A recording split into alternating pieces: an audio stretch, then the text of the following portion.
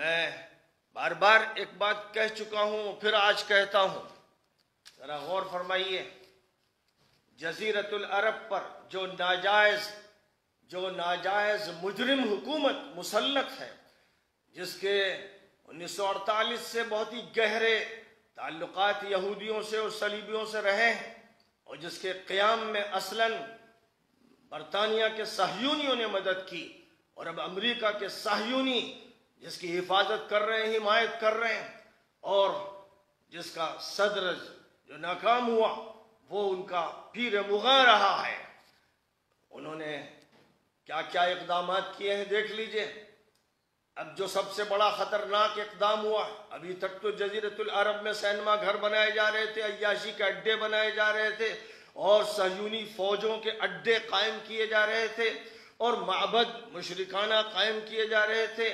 اور ابھی آپ نے سنا ہوگا کہ امارات میں باقاعدہ یہودی حاخام کو، یعنی یہودی مذہبی شخصیت کو بلایا گیا، اور ایک معبد یہودیوں کا اور ان کا ایک اسکول امارات میں یعنی جزیرۃ العرب کے ایک خطے میں قائم کیا جا رہا ہے۔ اس سے پہلے وہاں مورتیاں لگائی گئیں، اس سے پہلے وہاں مشرکانہ اڈوں کا افتتاح کیا گیا، اور اب جو صورتحال ہے کہ نیوم شہر جو دراصل دجال کے لیے ایک اڈا بنایا گیا ہے، اور جہاں ہر جرم، ہر عیاشی، ہر فحاشی، ہر بدماشی، شراب خوری جائز قرار دی گئی ہے، جو اس وقت جزیرۃ العرب کے ماتھے پر ایک تھبا ہے، ایک کلنک کا ٹیکا ہے، ایک گوبر کا نشان ہے، جس کو قائم ہی کیا جا رہا ہے اس لیے کہ وہ اسرائیل کا مرکز ہوگا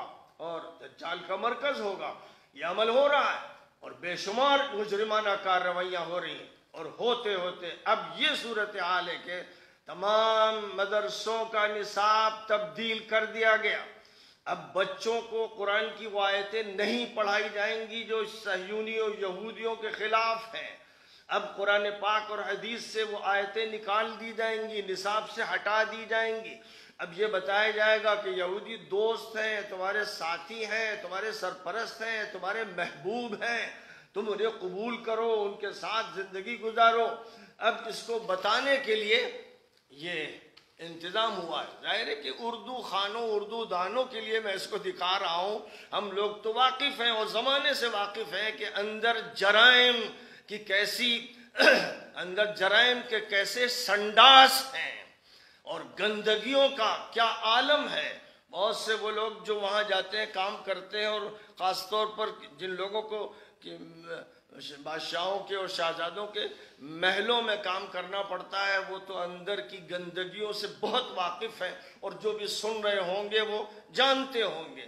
لیکن جو ذرا فاصلے پر رہتے ہیں وہ بھی خوب دیکھتے رہتے ہیں کہ کیا ہو رہا ہے۔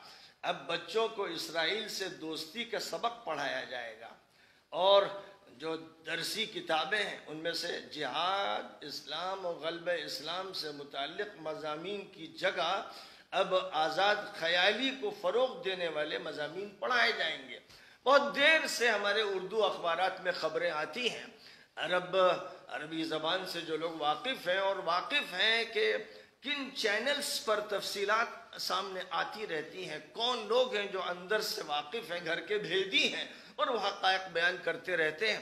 افسوس یہ ہے کہ عوام تو عوام، ہمارے یہاں کے جو علماء کہلاتے ہیں، ایسے نادان، ایسے غافل یا متغافل، جاہل یا متجاہل بنے ہوئے ہیں کہ بس اپنے کرشمے دکھاتے رہتے ہیں، اپنی فنکاری کی ایسی مہارتیں انہوں نے حاصل کی ہیں کہ بس داد دیتے رہیے اور اش کرتے رہیے۔ اور اس میدان میں کہ جہاں پر 60,000 علماء، طلباء، دانشور، خواتین، مرد سعودیہ کی جیلوں میں گرفتار ہیں، جن کو ٹارچر کیا جا رہا ہے۔ دنیا کی مختلف تنظیمیں ہیں، عیسائیوں کی، یہاں تک کہ کمیونسٹوں کی، ان کا یہ کہنا ہے کہ جو رائٹس ہیں، ہیومنز کے جو رائٹس ہیں، ان کی خلاف ورزیاں ہو رہی ہیں۔ ظلم ہو رہا ہے، عورتوں پر ظلم ہو رہا ہے. ادیب جو صحافی عورتیں ہیں یا دانشوروں میں جن کا شمار ہے، ان پر ظلم ہو رہا ہے. تو آج اس ظلم کے خلاف کبھی امریکن کانگریس کی بات سامنے آتی ہے، کبھی برٹش کانگریس کی بات سامنے آتی ہے، سینٹ کی بات سامنے آتی ہے، اور ان کے لوگ اعتراض کرتے ہیں. لیکن وہ یہ سب کچھ کر رہے ہیں، اور کتنی تنظیمیں ہیں جو مطالبہ کر رہی ہیں کہ اگر کچھ نہ صحیح تو انسان کا تو خیال کرو، انسانیت کا تو قتل مت کرو، انسان کے دشمن تو نہ بنو، کم از کم انسانی حقوق کا تو خیال رکھو. وہ یہ مطالبہ کر رہے ہیں. آج دوسرے مذہب کے لوگ یہ مطالبہ کر رہے ہیں، لیکن یہ مطالبہ اگر نہیں ہو رہا ہے تو ہمارے علماء کرام کی طرف سے ماشاءاللہ اللہ تعالیٰ نے ان کو ایسا حوصلہ دیا ہے اور سمندر کی طرح ایسی وسعت عطا فرمائی ہے کہ وہ ہر باطل کو پی جاتے ہیں، اور جزیرۃ العرب کو تباہ کر دیا جائے اور وہاں نبی اکرم صلی اللہ علیہ وسلم کی تمام ہدایات کے خلاف کھلے طور پر عمل ہو جائے، تب بھی یہ خاموش ہی نہیں رہتے ہیں. یہ وہاں کی تنظیموں کے ممبر رہتے ہیں، انتظار میں رہتے ہیں کہ دعوت نامہ آئے تو حاضر ہو جائیں اور جو بھی عطیہ ملے اس کو بھی لے لیں، اور ان کی تعریف کے بارے میں کوئی بیان دینا ہو تو دیں، لیکن ان کے ظلم اور ان کے جرم اور ان کے پاپ کے بارے میں زبان نہ کھولیں. خوب یاد رکھیے کہ نبی پاک علیہ السلام نے کیا فرمایا ہے. فرمایا کہ میرے بعد کچھ لوگ حکمراں ہوں گے جو ان کے جھوٹ میں ان کی تائید کرے گا، ان کے ظلم میں ان کی مدد کرے گا، وہ مجھ میں سے نہیں ہے، اس کا مجھ سے تعلق نہیں ہے. اور فرمایا نبی پاک علیہ السلام نے کہ جس نے کسی حاکم کو راضی کرنے کے لیے وہ بات کی جو اس کے رب کو ناراض کر دے، وہ اللہ کے دین سے نکل گیا، وہ اب مسلمان باقی نہیں ہے. اور اسی طرح حضور اکرم صلی اللہ علیہ وسلم نے ارشاد فرمایا، حضور پاک علیہ السلام نے ارشاد فرمایا، امام مسلم نے کتاب الایمان میں، اور ترمذی نے ابواب الفتن میں، اور ابو داؤد نے کتاب الملاحم میں، اور ابن ماجہ نے ابواب الفتن میں بیان کیا کہ تم میں سے جو شخص کوئی برائی دیکھے اسے چاہیے کہ اس کو ہاتھ سے بدل دے، اگر ایسا نہ کر سکے تو زبان سے روکے، اگر یہ بھی نہ کر سکے تو دل سے اس کو برا سمجھے اور روکنے کا ارادہ رکھے، اور یہ ایمان کا ضعیف ترین درجہ ہے. تو جو بڑے بڑے بزرگ شمار ہوتے ہیں ان کے ایمان کے بارے میں حضور کا کہنا ہے کہ بس ضعیف ترین درجہ ہے، جس کے بعد ذرہ برابر ایمان باقی پھر رہتا نہیں ہے. اگر دل میں بھی تڑپ نہیں ہے، بے چینی نہیں ہے، ظاہر ہے کہ دل کی جو تڑپ ہوتی ہے تو وہ ظاہر ہوتی چہرے سے، مہرے سے، عمل سے. انسان غمگین ہوتا ہے، اس کے گھر میں کوئی وفات ہو جاتی ہے تو اس وقت سب آتے ہیں تعزیت کرنے، اور وہ رونے والا چہرہ بناتا ہے، یا اگر واقعی غم ہے تو اس کے آنسو بھی نکلتے ہیں، اور اس وقت یہ معلوم ہوتا ہے کہ مغموم ہے، حزین ہے. آج گھر کے ایک فرد کے انتقال کے غم سے زیادہ غم ان لوگوں کا نہیں ہے جو جیلوں میں مارے جا رہے ہیں، شہید کیے جا رہے ہیں، جن کو ٹارچر کیا جا رہا ہے. بڑے بڑے علماء ہیں جن کے ساتھ یہ ظلم کیا جا رہا ہے، ان کا غم نہیں ہے، ان کا درد نہیں ہے، ان کی تڑپ نہیں ہے، ان پر تعزیت نہیں ہو رہی ہے، اور ان کے اثرات مجلسوں میں نظر نہیں آ رہے ہیں. چہرے پر غم کے آثار کیوں نہیں، غصہ کیوں نہیں، اور اللہ کے دین کے بارے میں ایک شدت احساس کیوں نہیں. جب نبی کہتے ہیں من رأى منکم منکرا فلیغیرہ بیدہ فإن لم يستطع فبلسانہ فإن لم يستطع فبقلبہ وذلك اضعف الایمان. اور اسی طرح امام مسلم نے کتاب الایمان میں بیان فرمایا اس حدیث کو جس کا ترجمہ ہے کہ پھر ان کے بعد نالائق لوگ ان کی جگہ آ جائیں گے جو خلفائے راشدین تھے، اور وہ باتیں کریں گے وہ کہیں گے جو کریں گے نہیں، اور وہ کریں گے جن کا حکم نہیں دیا گیا. پھر فرمایا نبی اکرم صلی اللہ علیہ وسلم نے پس جو ان کے خلاف ہاتھ سے جہاد کرے وہ مومن ہے، اور جو ان کے خلاف زبان سے جہاد کرے وہ مومن ہے، اور جو ان کے خلاف دل سے جہاد کرے وہ مومن، اور اس سے کم تر ایمان کا ذرہ برابر بھی کوئی درجہ نہیں ہے. فمن جاہدہم بیدہ فہو مؤمن ومن جاہدہم بلسانہ فہو مؤمن ومن جاہدہم بقلبہ فہو مؤمن ولیس وراء ذلک حبۃ خردل من ایمان. آج میں درخواست کرتا ہوں مولانا ارشد مدنی سے کہ رابطہ عالم اسلامی سے استعفیٰ دیں. میری درخواست ہے مولانا محمد رابع ندوی سے کہ اعلان کریں کہ ہم اس کو برداشت نہیں کر سکتے. ہم جزیرت العرب کے اندر صہیونیت کو اور عیسائیت کو اور شرک کو اور مجرمانہ کارروائیوں کو برداشت نہیں کر سکتے. محبت کی اور پریم کی باتیں اور میٹھی میٹھی نصیحتوں سے کام چلنے والا نہیں ہے.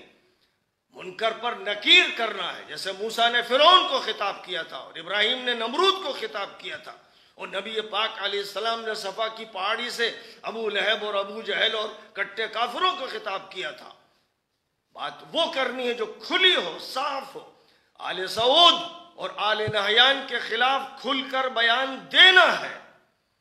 میں درخواست کرتا ہوں مولانا سعید الرحمن سے، درخواست کرتا ہوں مفتی ابو القاسم سے، درخواست کرتا ہوں جمعیت العلماء سے. اگر یہ علماء کی جمعیت ہے، اگر یہ اہل حق کی جمعیت ہے کہ منکر پر نکیر کرے، حق کا اعلان کرے، آل سعود اور آل نہیان سے براءت کا اظہار کرے اور ان سے کہے کہ آپ کو ان علماء کو اور ان اہل حق کو جیل سے آزاد کرانا پڑے گا، ان کی رہائی کا فیصلہ کرنا ہوگا. جزیرت العرب کے اندر ہم کوئی صہیونی اڈا برداشت نہیں کر سکتے اور ہم نصاب میں اور قرآن میں اور حدیث میں تبدیلی کو کسی حال میں قبول نہیں کریں گے. میں ان سے کہتا ہوں جو بڑے جوش میں تین طلاق کے مسئلے کو لے کے کھڑے تھے، جبکہ شریعت میں ایک وقت میں اگر 3 طلاق دی جائیں تو 1 شمار کی جائیں گی. کتنے محدثین کا یہ مسلک ہے، لیکن اس کے خلاف اڑے رہے، مرتے رہے، گھروں سے عورتوں کو نکال کے اپنا جوش دکھایا. اور اسی طرح جنہوں نے دیگر مسائل میں اپنے جوش کے مظاہرے کیے، یہ سیاست بند کر دو اور جزیرت العرب میں اسلام کے خلاف جو کچھ ہو رہا ہے اس کے خلاف کھل کر صاف الفاظ میں شاہ سلمان کو اور ولی عہد محمد بن سلمان کو مخاطب کرتے ہوئے اگر بیان نہیں دیے گئے، برات نہیں کی گئی، قطع تعلق نہیں کیا گیا، تو میں عوام سے کہوں گا کہ یہ سمجھیے کہ اہل حق نہیں ہیں. کسی چھوٹے مسئلے پر 10 لاکھ کو جمع کرنے والی جمعیت العلماء کہاں مر جاتی ہے جب جزیرت العرب میں صہیونی اور صلیبی اڈے قائم کیے جا رہے ہیں، دین بدلا جا رہا ہے، قرآن میں تبدیلی ہو رہی ہے، بچوں کو وہ آیتیں نہیں پڑھائی جائیں گی، نماز میں نہیں پڑھی جائیں گی اور ان ظالموں کے خلاف بددعائیں نہیں کی جائیں گی. یہ سب دیکھ رہے ہیں، سب جانتے ہیں، اس بات کو خوب جانتے ہیں، لیکن کیوں ان کی زبانیں بند ہیں، کیوں ان کے لب سی دیے گئے ہیں، کیوں یہ اس مجرمانہ کارروائی میں اپنے سکوت سے شریک ہیں. امت مسلمہ کو جاننا چاہیے کہ ان سے اپنی براءت ظاہر کر دو. جو ظالموں سے متفق ہو، کسی دور کے ظالم کا ساتھ دینے والا خاموشی سے جو ساتھ دے رہا ہو اور ان کے ساتھ خفیہ رابطے قائم کیے ہوئے ہو اور جو کھل کر رابطے بنائے ہوئے ہیں، ظاہر ہے کہ وہاں کے علماء خاموش ہیں، وہاں کے علماء خاموش ہیں اور جس نے زبان کھولی وہ جیل میں ہے. اور ابھی آپ نے سنا، پرسوں اخبارات میں آیا کہ 100 علماء کو، مسجد کے خطباء کو اور ائمہ کو نکال دیا گیا، اس لیے کہ جو مجرمانہ پالیسی اختیار کی گئی اور جن کے خلاف بولنے کے لیے ان کو آمادہ کیا گیا اور ان کا ضمیر تیار نہیں ہوا، ان کا ایمان تیار نہیں ہوا، ان کو مسجدوں سے نکال کر جیلوں کی کوٹریوں میں پھینک دیا گیا. یہ ایک مجرم، ایک ظالم، ایک خبیث حکومت ہے.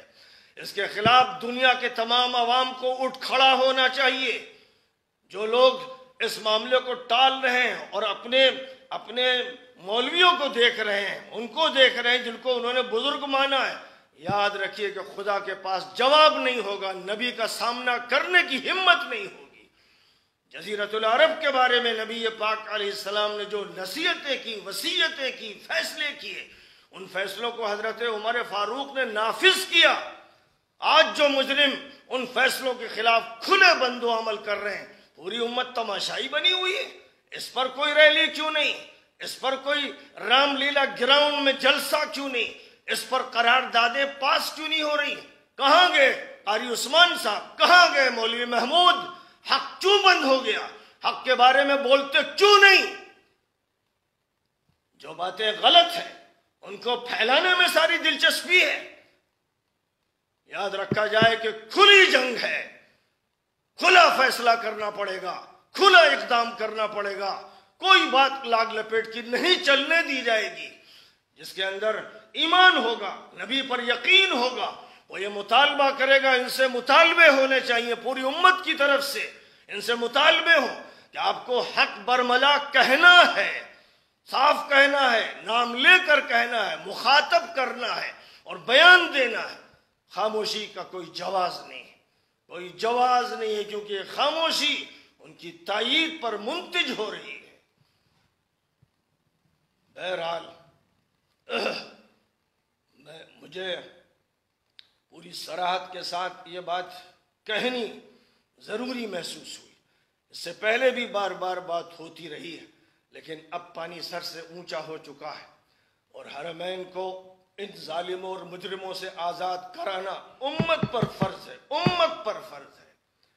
امت کے ٹھیکیدار یہ نجد کے چند ملے نہیں ہیں اور وہاں کے مجرم حاکم نہیں ہیں۔ پوری امت کو سوچنے کی ضرورت ہے، پوری امت کو چاہیے کہ مل کر بیٹھے اور اس کے بعد فیصلہ کرے، اور اس نظام کو تبدیل کرنے کے لیے جو جد و جہد ہو سکتی ہو اس کو اختیار کیا جائے۔ وآخر دعوانا ان الحمد للہ رب العالمین۔